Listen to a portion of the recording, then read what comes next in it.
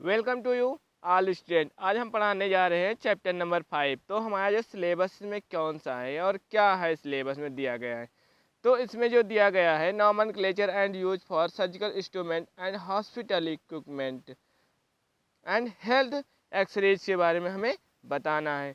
तो नीचे नेक्स्ट क्या लिखा हुआ है, सन 2019 में जो पूछे गए क्वेश्चन, हमारे 2 क्वेश्चन पूछे गए थे सिर्फ, और कितने कितने नंबर में पूछे गए थे, 4 नंबर में क्वेश्चन पूछे गए थे। पहला हमारा क्वेश्चन कौन था, name for surgical instrument with their usages, इसके बारे में पूछा गया था, सिर्फ 4 नंबर में पूछा गया था। फिर नेक्स्ट हमारा क्वेश्चन है name for health accessories with their usages, के बारे में भी पूछा गया था। ये हमारा क्वेश्चन 4 नंबर में आया था।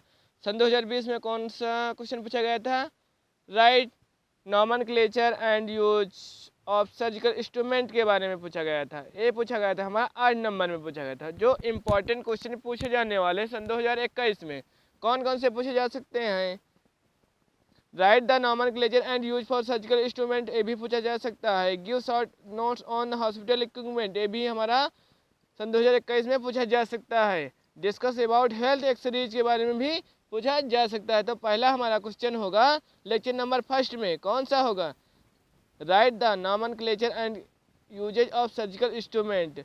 Surgical instrument is the term applied collectively to all these instrument use for during of surgery के बारे में बताना है। पहला हमारा क्या है, क्लासिफिकेशन। क्लासिफिकेशन में कौन कौन से हैं, पहला फर्स्ट कटिंग डिसेक्टिंग इंस्ट्रूमेंट, इसमें क्या क्या आता है, जैसे हो गया सीजर हो गया, सेप्रेस हो गया, ब्लेड्स हो गई, कैप्लेस हो गई।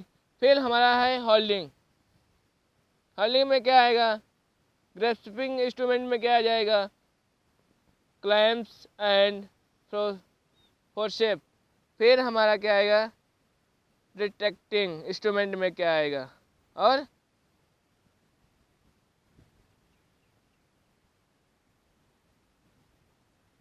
स्विटरिंग इंस्ट्रूमेंट में क्या आएगा। फिर नॉमेनक्लेचर हमारा क्या है, नॉमेनक्लेचर क्या होगा, the name of surgical instrument are not contact different manufacturing facilities and individuals may use of different names of classify the same instrument. There are same identifiable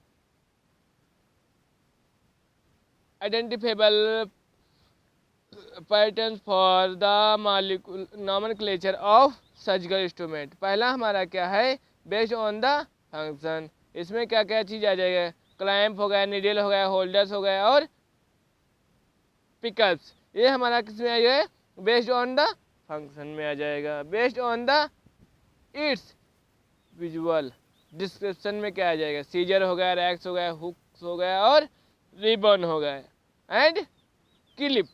ये हमारा किस में आएगा, based on the visual description में आ जाएगा। Based on the it's inventor में क्या आ जाएगा, डिबेकी, फोकस, बुक वेल्टर। ये हमारा किस में आएगा, डिटेक्टर, बिशूप, फ्रोब्स, एडोसोन, फोर शेप्स। ये हमारा किस में आएगा, बेस्ड ऑन द इन्वेंटर में आ जाएगा। Based on its function is Latin, French. For other languages में कौन कौन से आएगा,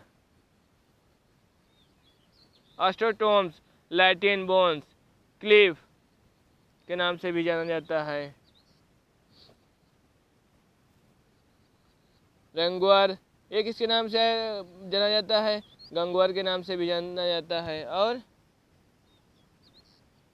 स्केलपेल, ये किसके नाम से जाना जाता है, स्क्रैपर के नाम से भी जाना जाता है। लैटिन नाम इसका क्या है, स्क्रैपर के नाम से भी जाना जाता है। नेक्स्ट हमारा क्वेश्चन कौन सा है, give short notes on the hospital equipment, के बारे में हमें बताना है कौन कौन से हॉस्पिटल इक्विपमेंट में रहते हैं सर्जिकल इंस्ट्रूमेंट। फिर क्या है, apart from of surgical instrument and अनक्लिनराइज hospitals bring in use of several other equipment requiring specialized knowledge. These equipment are the classified into 4 groups में डिवाइड कर दिया गया है. पहला हमारा क्या है, एम्बुलेटरी एड्स. नेक्स्ट हमारा क्या है, second hospital beds and accessories. फिर हमारा क्या है, आर्थोपेडिक डिवाइस. फिर नेक्स्ट हमारा 4 कौन सा है, ऑस्टोमाई एप्लीकेशन एंड एक्सरेज. पहला हमारा क्या है, एम्बुलेटरी एड. इसमें क्या है, वेग ऑफ द चेयर हो गया, वेल केयर्स हो गया, क्रेन्स हो गया और क्रूचेस हो गया. फिर नेक्स्ट हमारा क्या आएगा, हॉस्पिटल बेड्स एंड एक्सरेज में क्या आएगा, hospital bed are the appropriated either manually और इलेक्ट्रिकली. बेड्स, टेबलेट्स और bedrooms, furnitures, patient monitoring system में हमारा किस में आ जाएगा, हॉस्पिटल बेड एंड एक्सरेज में आ जाएगा हमारा है.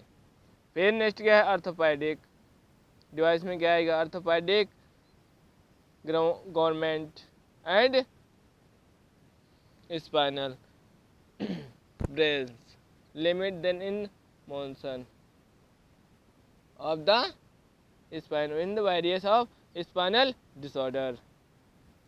फिर क्या आएगा, ऑस्टोमी एप्लीकेशन एंड एक्सरेज में क्या आएगा,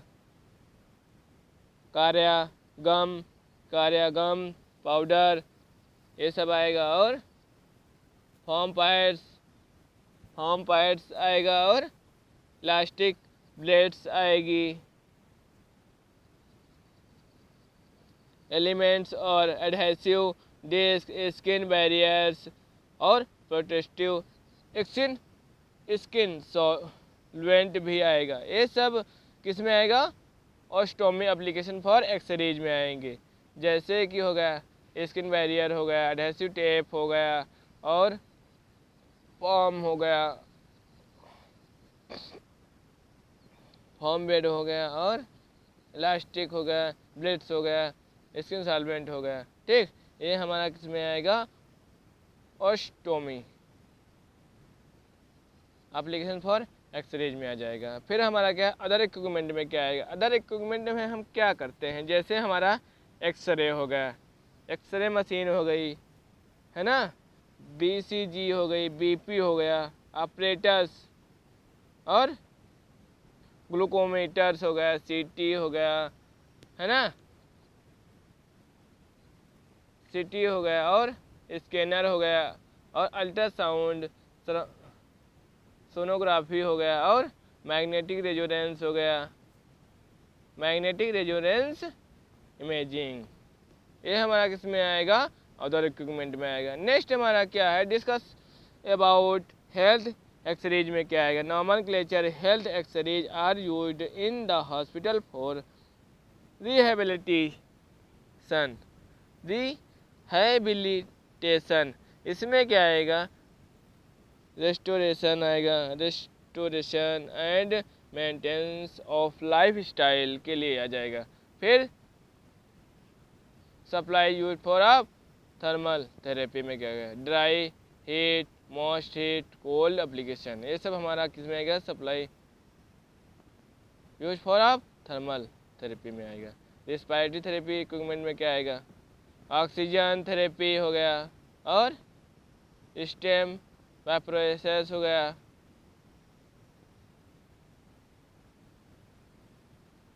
एरोसॉल थेरेपी हो गया और ब्रीथिंग मशीन्स हो गया, निबोलाइजर हो गया, निबोलाइजर्स. ये सब किस में आएगा, जैसे रेस्पिरेटरी थेरेपी इक्विपमेंट में क्या क्या चीज़ आएगा, जैसे ऑक्सीजन थेरेपी हो गया, स्टेम वाइब्रेशर हो गया और एरोसॉल थेरेपी हो गया, ब्रीथिंग मशीन्स हो गया और नेबुलाइजर्स हो गया. ये सब किस में आएगा, रेस्पिरेटरी थेरेपी इक्विपमेंट में आ जाएगा. फिर हमारा क्या है, यूरोलॉजी एंड कंटेंट सप्लाईज में क्या आएगा, यूरिनल हो गया, यूरिनल्स हो गया, और यूनरी कैथेटर्स हो गया, रिएक्टल्स और कोलोन ट्यूब्स हो गई।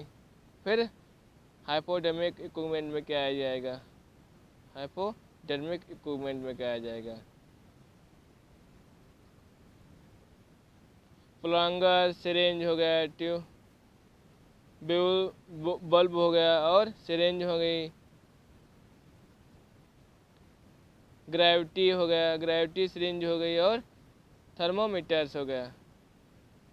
हाइपोडर्मिक इक्विपमेंट में क्या आएगा, जिसे हमारा थर्मोमीटर हो गया, और ग्रेविटी सिरिंज हो गया, और बल्ब सिरिंज हो गई, और प्लंगर सिरिंज हो गई। ये हमारी जितनी भी सिरिंज हो गई और थर्मामीटर, ये हमारा हाइपोडर्मिक में आता है। ये हमारा आज टॉपिक 1 ख़त्म हो गया, चैप्टर नंबर 5।